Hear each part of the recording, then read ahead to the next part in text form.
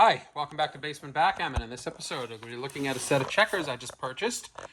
Just arrived today from a collector in Dallas. And this was a fun one because the package went from Dallas, or I should say Texas. It went to Dallas as the first stop. And then it went to Warrendale, Pennsylvania, which is a large collection point in Pennsylvania.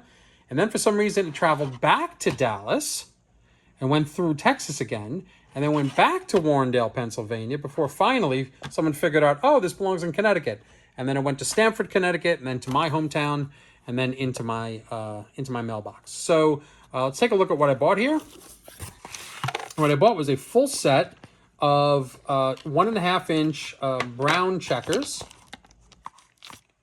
brown and yellow, along with a set of brown and yellow dice, and a brown and yellow cube.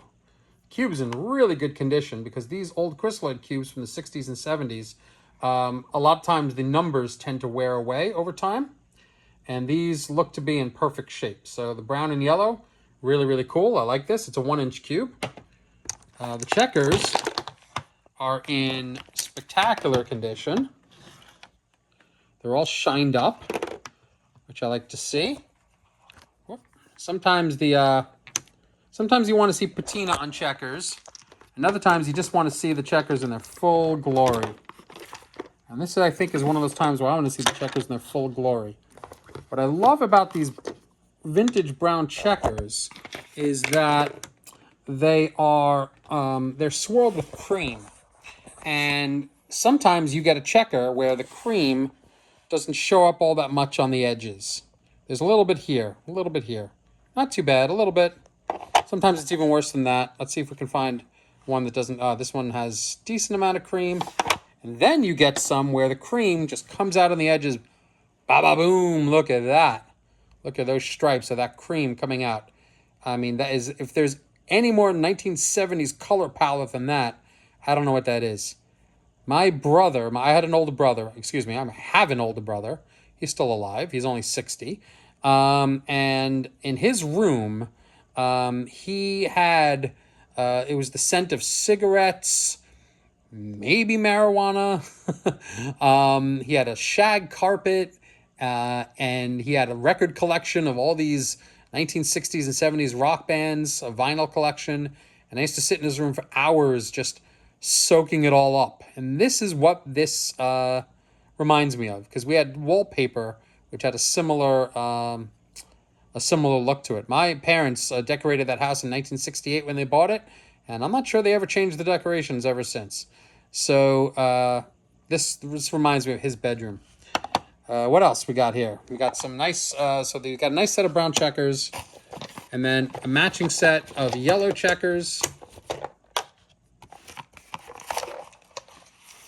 Let's bring these all out. These are nice. They're pretty thick. I put a video up recently of a board that had 13.5 millimeter thick checkers. I don't know how thick these are. We're going to find out on camera. So I'm going to take out my calipers. There we go. And let's figure out, let's take what looks to be a thick checker. Let's take that one we were just talking about. Good, that looks to be a nice thick checker. Already, to me, to my eye, that doesn't look 13.5 millimeters thick. But we are going to find out. Let's zero out the... Good. Yes, we did. And let's measure.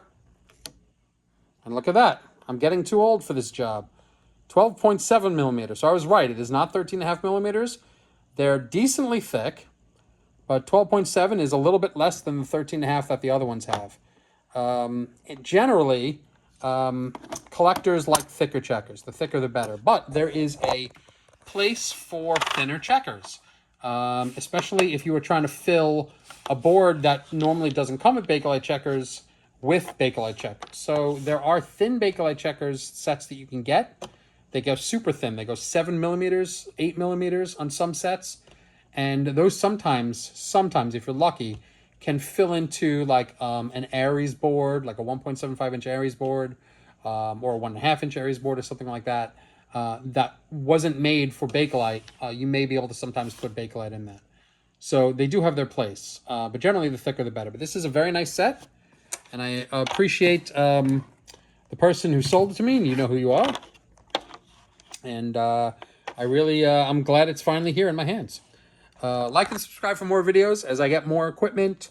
Of course, I'll be looking at it. I also have other stuff that I've bought recently that I will make more videos of. But as I get stuff, I'll make videos and post it.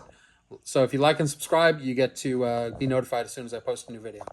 Thanks for watching.